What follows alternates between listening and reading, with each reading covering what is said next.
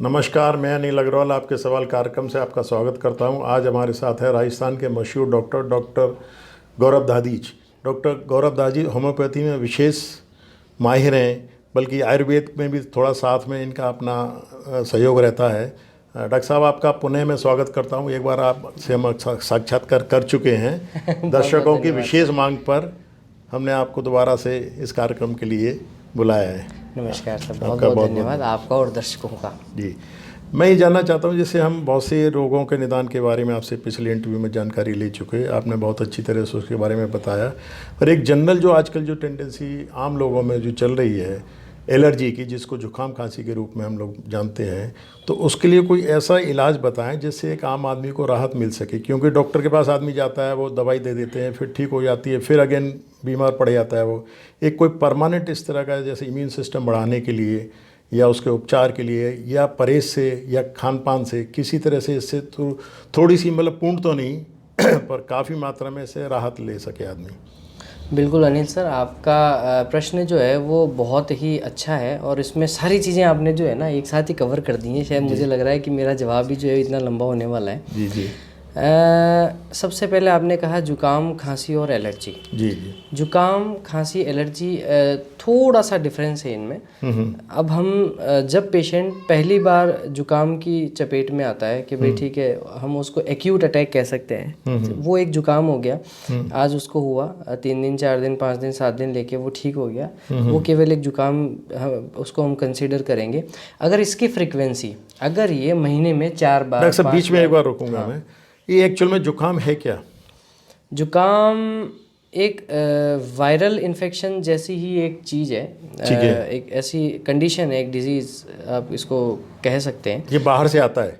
हाँ बिल्कुल, जो एक्वायर्ड होता है, हम बाहर से हम जो है उसको ड्रॉपलेट इन्फेक्शन के थ्रू ले लीजिए आप। चाहे जब कोई पेशेंट जो है वो खांस रहा होता है या फिर छींक रहा होता है, तो ड्रॉपलेट इन्फेक्शन के थ्रू कुछ वायरसेस होते हैं जिनकी वजह से जो है ये सिम्टम्स जो है वो सांस के जरिए आ जाता है। बिल्कुल, वो सांस के जरिए जो है वो आ जाता है और इनको हम जुकाम खांसी एलर्जी इनमें कंसिडर करते हैं। हालांकि क्या है कि एलर्जी का मतलब ये हुआ सर कि पेशेंट का जो इम्यून सिस्टम है वो रेगुलर बेसिस पे अफेक्टेड है और वो बार बार उन सिम्टम्स की चपेट में आ रहा है ना। और एलर्जी केवल जुकाम से रिलेटेड ही नहीं हो सकती है। एलर्जी का मतलब ये हुआ आप हाइपर सेंसिटिव हैं। हाइपर सेंसिटिविटी आपके स्किन में भी हो सकती है, वो जो सिम्टम्स हैं आपके स्किन के थ्रू भी आ सकते हैं। आपको ये जुकाम खांसी, नज़ला और नाक से पानी आना, छींके आना, इस तरह के सारे सिम्टम्स जो हैं ये एलर्जी में काउंट होते हैं। मतलब जुकाम खांसी तो किसी बीमारी का एक लक्षण है? हाँ, बीमारी एक्चुअल में है क्या? बिल्कुल, ये जैसे राइनो वायरस हो गया अपना, एक बहुत कॉमन चलता है अपने इंडिया में। तो राइनो वायरस है तो एक ये वायरल इन्फेक्शन है जैसे, तो ऐसे ही ये बैक्टीरियल और वायरल इन्फेक्शंस की वजह से ये जुकाम खांसी जो है अपन को फेस करने को मिलते हैं। हमारा जो मेन उद्देश्य जो होना चाहिए, वो मेन उद्देश्य हमारा ये है, जो आपके प्रश्न में ही आपका जवाब आया है कि अब रोग प्रतिरोधक क्षमता, इम्यूनिटी को हम कैसे बूस्ट करें। तो इम्यूनिटी को बूस्ट करने पे अगर हमारा फोकस रहेगा तो हम एज अ टोटलिटी किसी भी चीज़ पे काम कर पाएंगे। वो अब आपने अभी लेटेस्ट इशू देखा होगा कि सब कोरोना वायरस आया है, उससे पहले स्वाइन फ्लू का आपने सुना होगा। तो ये सारे वायरल इन्फेक्शंस हैं और ये सारी चीज़ें जो है उन लोगों को ज़्यादा अफेक्ट करती है जिनकी रोग प्रतिरोधक क्षमता कम होती है। पहले के लोग जो होते थे, आपको बताओ तो सारी तरह के नेचुरल फूड्स, नेचुरल चीज़ें, इन सब के साथ इन्वॉल्व। आपके हिसाब से पहले इतना ही जुकाम खांसी का प्रकोप नहीं था? लेकिन वो अपने आप ठीक हो जाते थे क्योंकि उनकी जो इम्यूनिटी थी, उनका जो इम्यून चाय अदरक तुलसी से हो जाए। बिल्कुल, सब घर में आंवले का पौधा हुआ करता था या गांव में कम से कम काफ़ी पेड़ हुआ करते थे आंवले के। तो एक फिक्स था कि सीजन में आंवला खाना है, तो आराम से वो पत्थर मार के और आंवला तोड़ के और सीधा आंवला चबा के विटामिन सी इतना मिल गया कि वो 10 दिन का कोटा पूरा हो गया उससे। अब हम विटामिन सी की जो है वो टेबलेट्स ले रहे हैं, है ना। और अब आंवले का मुरब्बा है तो न तो वो आंवला रहा, मुरब्बा डाल देंगे उसको और मॉडिफाई कर दिया हमने, ठीक है। तो उसकी जो बेसिक प्रॉपर्टीज है वो तो कहीं ना कहीं अफेक्ट होती ही हैं, है ना। तो इस तरह से हमारा जो मेन रोल है इन एलर्जीज के लिए, इन कफ, खांसी, जुकाम, इन सब चीज़ों के लिए ये होना चाहिए कि हम हमारी रोग प्रतिरोधक क्षमता को बढ़ाएं। मेन हमारा फोर्स टास्क उस पर होना चाहिए। बिल्कुल, जैसे आप घरेलू काढ़ा आप बना सकते हो इसके लिए। आपने अदरक, तुलसी, काली मिर्च, लौंग, थोड़ा सा गुड़, इन सब चीज़ों को डाल के आप इसका काढ़ा बना लीजिए, इसका मतलब सेवन आपके हिसाब से कीजिए। ये दवाइयाँ टेम्परेरी इलाज है इसका? बिल्कुल, ये एक तरह से टेम्परेरी इलाज है। और एंटीबायोटिक का आपने काफ़ी चलन सुना होगा, तो जो बैक्टीरियल इन्फेक्शंस होते हैं उनके लिए एंटीबायोटिक होता है ना, जो वायरल इन्फेक्शन उनके लिए एंटीवायरल मेडिसिन भी होती हैं। तो ये तो एलोपैथी वाला पार्ट हो गया। और होम्योपैथी में भी जुकाम खांसी के लिए मेडिसिन अवेलेबल होती हैं। आपके होम्योपैथी में भी एंटीबायोटिक्स हैं? एंटीबायोटिक्स नहीं कह सकते हम उनको एग्जैक्टली, एंटीबायोटिक्स नहीं है वो, एक तरह से इम्यूनो बूस्टर्स हैं। वो केवल और केवल जो है वो आपके इम्यून सिस्टम को बूस्ट करने का काम करेंगे। नहीं, किसी को अगर अच्छी मात्रा में जुकाम खांसी होता है तो खाली होम्योपैथी से क्योर हो सकता है? बिल्कुल हो सकता है सर। नहीं, बिना तो वैसे भी एंटीबायोटिक टाइम, हाँ बिल्कुल हो सकता है, कोई समस्या नहीं है उसमें। बहुत से ऐसे 10 से 15 केसेस ऐसे हैं जिनमें एंटीबायोटिक के बिना रिलीफ नहीं आएगा। वो केस ऐसे हैं जो ऐसे बैक्टीरियाज होते हैं वो बहुत जल्दी ग्रो कर गए हैं बॉडी में, और उनका इम्पैक्ट इतना ज़्यादा आ गया है, फीवर पेशेंट को बहुत ज़्यादा हाई ग्रेड फीवर है, तो वहाँ हमें तब देना पड़ेगा। बिल्कुल वो लाइफ थ्रेटनिंग भी हो सकते हैं ऐसे केसेस। तो उन लाइफ थ्रेटनिंग केसेस को बचाने के लिए हमें एंटीबायोटिक्स भी काम में लेने पड़ते हैं, ऐसा नहीं है। आईपीडी में भी काम में लेते हैं, एडमिट हो जाता है जब पेशेंट, उस वक्त भी एंटीबायोटिक्स। बट इन जनरल मतलब होम्योपैथी से ठीक कर सकते हैं? बिल्कुल हो सकता है सर। एलर्जी के अंदर होम्योपैथी में केसेस ज़्यादा आ रहे हैं, क्योंकि एक तो ये क्रॉनिक हो गया है, क्योंकि इसमें पेशेंट को जो है वो बार बार खांसी जुकाम छींके आना, ये सारे सिम्टम्स बार बार होते हैं। किसी को डस्ट एलर्जी है, किसी को मिल्क एलर्जी है, ठीक है। और इवन थोड़ा सा एक्सपोजर, आप अंदर रूम से बाहर गए, आपको छींके स्टार्ट हो गई, आप सुबह उठ के बाथरूम से निकले हैं नहा के, तो उस वक्त आपको छींके स्टार्ट इसके होते तो धीरे धीरे अस्थमा में भी कन्वर्ट हो जाता है। हाँ, एक समय बाद में ये भी उसका एक फर्दर सिम्टम है, ये भी आ सकता है पेशेंट में। डिस्निया बेसिकली, पहले डिस्निया होता है, इसमें सांस लेने में तकलीफ होती है पेशेंट को, वो अगर रूटीन में चलता है। पहले सीजनल अस्थमा होता है, उसके बाद में फिर वो और उस पर लापरवाही करें तो वो अस्थमा में कन्वर्ट हो सकता है। पर हम उनमें एनवायरनमेंट से ये धूल मिट्टी डस्ट ठंड ये तो नहीं हटा सकते हैं? हटा नहीं सकते ना सर, इसलिए हमें हमारी रोग प्रतिरोधक क्षमता जो है वो हमें इम्प्रूव करनी पड़ेगी। तो एलोपैथी के अंदर अगर अपन देखते हैं एलर्जीज़ का, तो इसमें लिवोसिट्रिजिन मतलब एंटीहिस्टामिन मेडिसिन होती हैं, जिनको हम एज एन टेम्परेरी बेसिस हम उसको रिड्यूस करने के लिए हिस्टामिन लेवल को काम में ले सकते हैं। होम्योपैथी की हम बात करें तो होम्योपैथी में इस तरह के केसेस ज़्यादा इसलिए आते हैं क्योंकि क्रॉनिक केसेस होते हैं, लंबे समय तक मेडिसिन लेनी होती है। तो आजकल पेशेंट ये सोचता है कि साहब लंबे समय तक मैं साइड इफ़ेक्ट वाली मेडिसिन अवॉइड करके और कोई ऐसा इम्यूनो बूस्टर लूँ जिससे मुझे लंबे समय तक मेडिसिन नहीं लेनी पड़े, तो होम्योपैथिक मेडिसिन वो अडॉप्ट कर लेता है। तो होम्योपैथी में एलर्जी का भी काफ़ी अच्छा रोल है। तो हमारे दर्शकों के लिए बताएं, जैसे कि इम्यून सिस्टम बढ़ाने के लिए, जैसे टेम्परेरी तो आपने होम्योपैथी मेडिसिन दे दी, या एक्स्ट्रा केसेस में उसको एंटीबायोटिक भी दिलवा दिया, बिल्कुल, बट इम्यून सिस्टम के लिए आप क्या उनको टिप्स देना सर? चाहिए? अपना खान पान, आचार और विचार, ये सबसे इंपॉर्टेंट चीज़ है। नहीं, जुकाम खांसी के लिए पर्टिकुलर क्या चीज़ हो सकती है? अब जुकाम खांसी को तो हाँ, मैं आपको फिर भी एक बार जुकाम खांसी की बता रहा हूँ सर। मैं आपको एक चीज़ ये कह रहा हूँ कि हम ओवरऑल अगर खुद के इम्यून सिस्टम को मेंटेन करेंगे, और वो ऐसा नहीं है कि हम सब कुछ कर लिया हमने और रात को हम समय पे नहीं सो रहे हैं, सुबह हम 8 बजे तक सो रहे हैं, 9 बजे तक सो रहे हैं, तो वो एक तरह से कोई काम नहीं करेगा अपना। हमें काम करना है एज अ होल, ठीक है। उसमें हमारा आचार विचार, हमारे विचार भी जो है उसके अंदर अच्छे होने चाहिए जो हमारे इम्यून सिस्टम को प्रोवोक करें।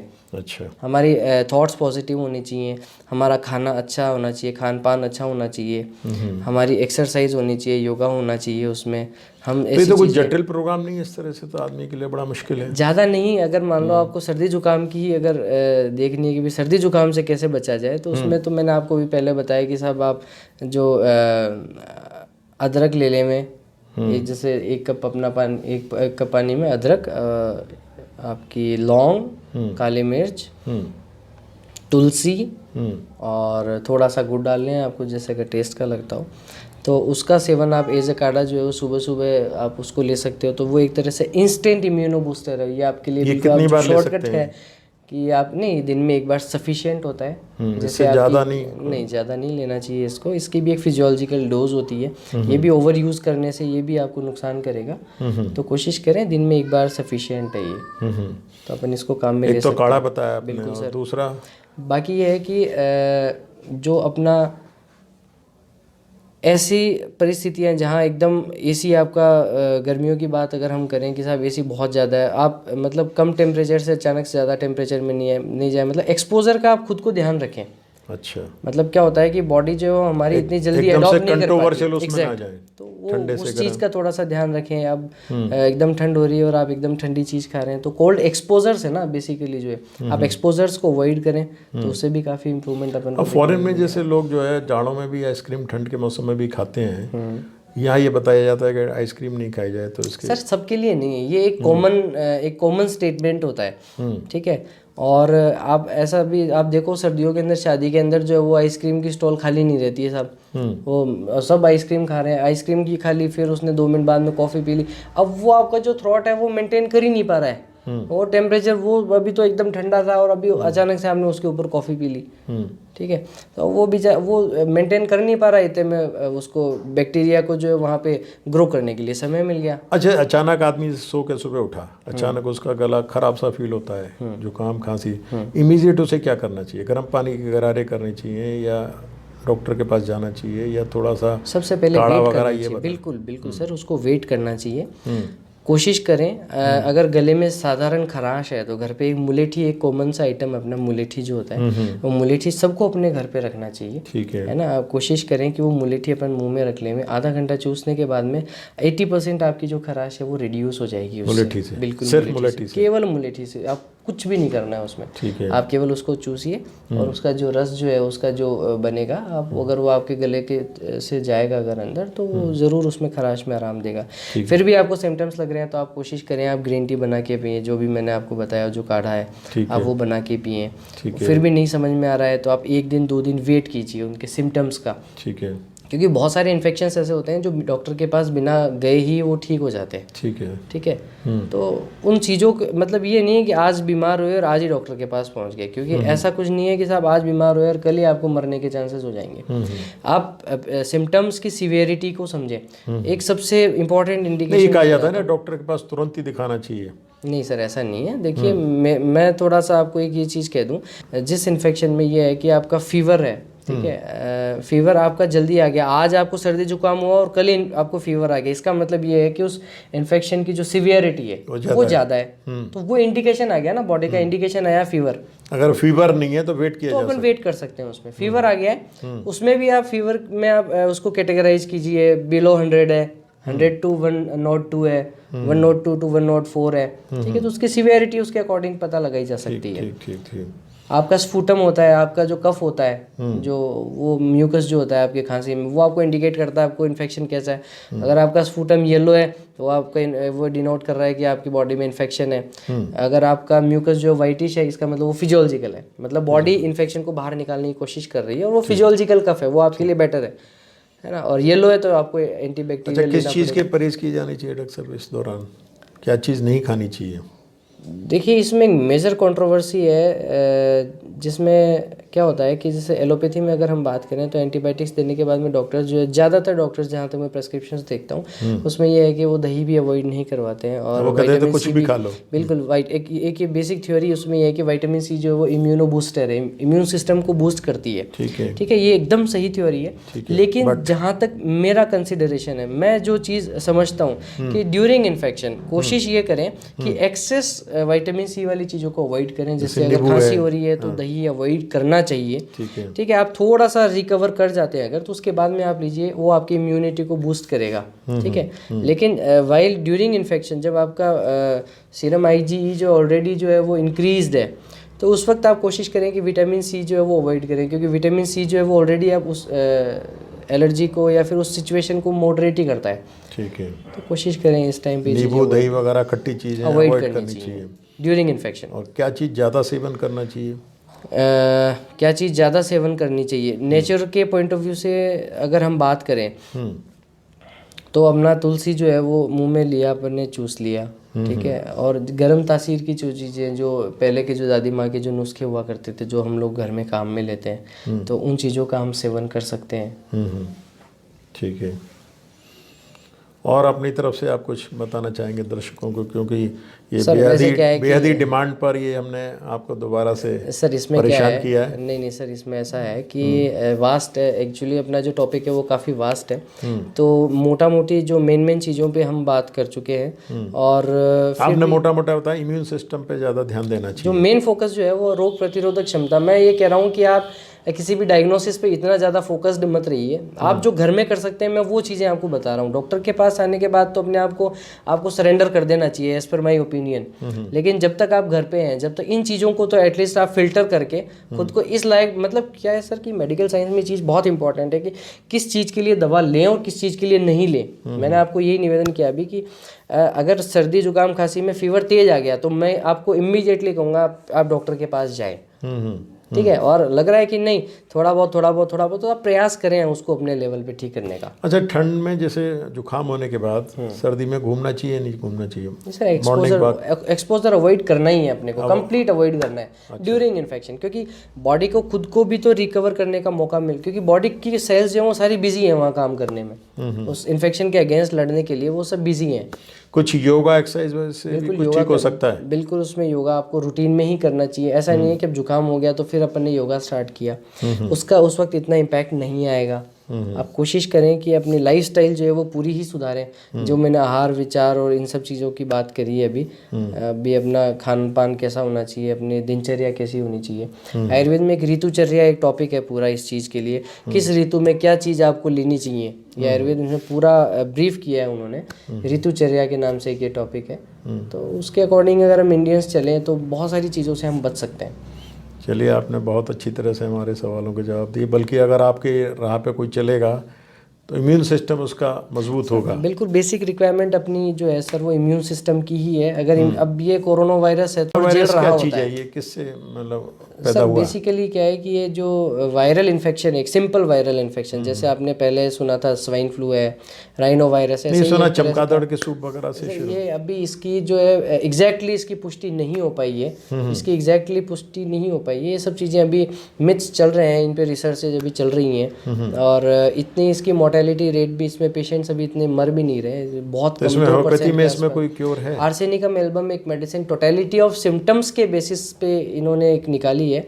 उसमें क्या होता है कि जो सिम्टम्स कोरोना वायरस के देखने को मिले वही सिम्टम्स जो आर्सेनिकम एल्बम हमारी जो मेडिसिन है उसमें वो सारे के सारे सिम्टम्स हैं। तो हमने ये मान लिया है कि साहब ये जो कोरोना वायरस में हमारी ये मेडिसिन जो है वो यूजफुल रहेगी, क्योंकि बेसिक इस मेडिसिन का काम है आपके इम्यून सिस्टम को बूस्ट करने का, तो इसमें ज़रूर काम करेगी। चलिए, आपका बहुत बहुत धन्यवाद। नमस्कार।